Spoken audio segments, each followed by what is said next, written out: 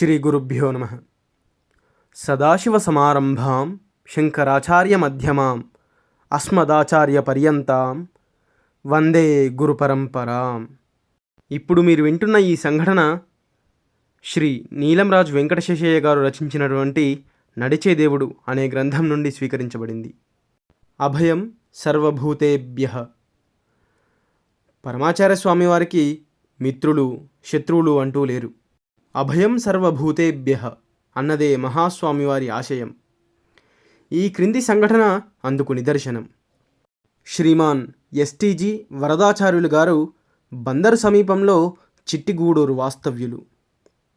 వారు ఎంఏ పట్టభద్రులు, ప్రఖ్యాత సంస్కృత పండితులు, కవులు. మద్రాసు కుప్పుస్వామి శాస్త్రి గారి శిష్యుణ్ణి అని ఘనంగా చెప్పుకునేవారు.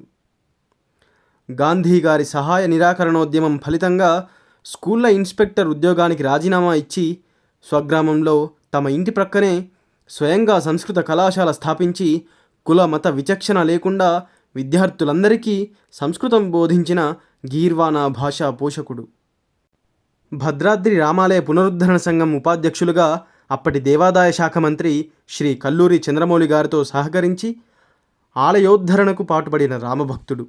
ఆ సందర్భంలో గర్భగుడి పునర్నిర్మాణం గురించి అభిప్రాయ భేదాలు తలెత్తాయి. పూర్వమున్న గర్భగుడిని విశాలపరిచి పునర్నిర్మాణం చేయాలని ఉద్ధరణ సంఘం తీర్మానించింది. ప్రజల్లో మరొక వర్గం దీనిని ప్రతిఘటించింది. పత్రికలలో, శాసనసభలో కూడా వాద ప్రతివాదాలు చెలరేగాయి. తంజావూరు నుంచి ఆగమశాస్త్ర పండితులను రప్పించి సంప్రదింపులు జరిపారు. అయినప్పటికీ ఏ విధంగానూ కూడా రాజీ కుదరలేదు. తుదకు ఈ వ్యవహారం శ్రీ కామకోటి శంకరాచార్య స్వామివారికి నివేదించడానికి, వారి తీర్పును ఉభయపక్షాలు అంగీకరించడానికి నిర్ణయమైంది. వరదాచారి గారు కంచి వెళ్ళి మహాస్వామివారికి ఉద్ధరణ సంఘం పక్షాన తమ వాదం వినిపించి వచ్చారు. గర్భాలయం కొలతలను మార్చవలసిన అవసరం లేదని, 300 ఏళ్ల కిందట భక్త శిఖామణి రామదాసు నిర్మించిన గర్భగుడి ప్రమాణం ప్రకారం పునర్నిర్మాణం చేయడమే సమంజసమని మహాస్వామివారు తీర్పు చెప్పారు. ఆ తీర్పు తమ వాదానికి అనుకూలం కానందున శ్రీ చంద్రమౌళి, శ్రీ వరదాచార్యులు గారు ఉభయులు దానికి ఎదురు తిరిగారు. పాంచరాత్ర ఆగమం వర్తించవలసిన భద్రాద్రి ఆలయం విషయంలో అద్వైత మత ప్రవర్తకులైన కామకోటి శంకరాచార్యుల జోక్యం కూడదంటూ కొత్త ఆక్షేపణను లేవదీశారు. అంతటితో ఆగక ఈ వ్యవహారాన్ని హైకోర్టుకు లాగారు. కానీ కోర్టులో వారి వాదం నెగ్గలేదు. చివరకు కామకోటి స్వామివారి నిర్ణయానుసారంగా పూర్వపు కొలతల ప్రకారమే గర్భగుడి నిర్మాణం జరిగింది. కొంతకాలం గడిచిన తరువాత వార్ధక్య దశలో శ్రీ వరదాచారి గారు వ్యాధిగ్రస్తులైనారు. ఒకరోజు మధ్యరాత్రిలో వారికి మాట పడిపోయింది.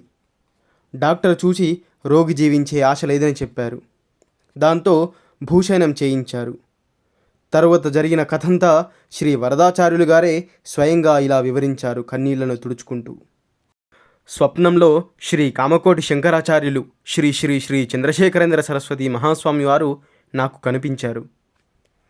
భయపడకండి, మీకింకా ఆయుష్యం ఉన్నది అంటూ చెయ్యెత్తి అభయమిచ్చారు.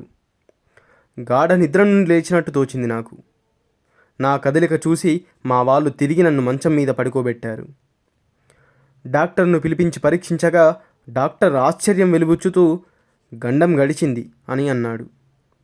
4-5 రోజులకు నా ఆరోగ్యం చక్కబడింది. కంచి స్వామివారు అప్పుడు బందరులో ఉన్నారు. బందరు వెళ్ళి స్వామివారిని నేను దర్శించుకున్నాను. స్వామివారిని స్తుతిస్తూ నేను రచించిన శ్లోకాలను స్వామివారికి వినిపించాను. వారిని మా ఇంటికి ఆహ్వానించాను. స్వామివారు కూడా మా ఇంటికి దయచేశారు. నేను, నా కుమారుడు ఆయన మేనా మోశాము. పాంచరాత్ర ఆగమానికి చెందిన మా వైష్ణవాలయం విషయంలో జోక్యం కలిగించుకోవడానికి అద్వైత మతాచార్యులకు అధికారం ఎక్కడిది అంటూ కంచి మహాస్వామి వారి గురించి వాదానికి దిగిన శ్రీ వరదాచార్యులు గారే స్వామి తనకు ప్రాణదానం చేసినట్టు స్వయంగా అంగీకరించారు. అభయం సర్వభూతేభ్యః అన్నది మహాస్వామివారి ఆశయం. అపార కరుణాసింధుం జ్ఞానదం శాంతరూపిణం శ్రీ చంద్రశేఖర గురుం ప్రణమామి ముదాన్వహం. సర్వం శ్రీ గురుదివ్యచరణారవిందార్పణమస్తు. స్వస్తి.